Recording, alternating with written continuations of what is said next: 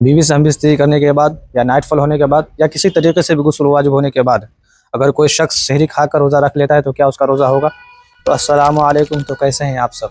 उम्मीद करते हैं कि खैरियत से होंगे। रमज़ानुल मुबारक का महीना जैसे स्टार्ट होता है तो ये सवाल बहुत पूछा जाता है कि अगर कोई शख्स शादीशुदा है और अपनी बीवी से हम बिस्तरी कर लिया या सो रहा था तो नाइट फॉल हो गया या किसी और तरीके से गुस्ल वाजिब हो गया और फिर वही शख्स सहरी खा के रोज़ा रख लिया तो क्या रोज़ा होगा उसका क्या नहीं? तो चलिए जानते हैं।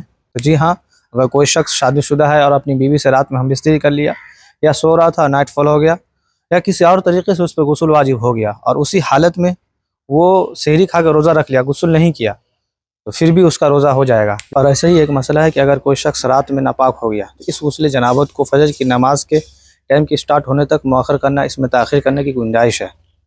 जैसे ही फजर की नमाज का टाइम स्टार्ट होगा तो उस शख्स पे, नापाक शख्स पे गुस्ल करना वाजिब होगा। अगर वो शख्स फजर की नमाज के लिए गुस्ल नहीं करता है तो उसको गुनाह होगा।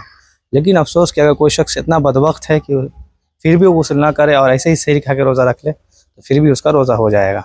लेकिन बेहतर तरीक़ा यह है कि अल्लाह के रसूल सल्लल्लाहु अलैहि वसल्लम ने फरमाया, अत्तहुरु शतरुल ईमान, की पाकी आधा ईमान है और अल्लाह नज़ीफ़ुन युहिब्बु नज़ाफ़ा, कि अल्लाह पाक साफ़ है और पाक साफ़ी को पसंद करते हैं।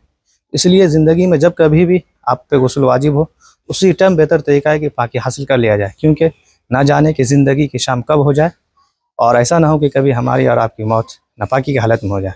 والشمس وضحاها والقمر إذا تلاها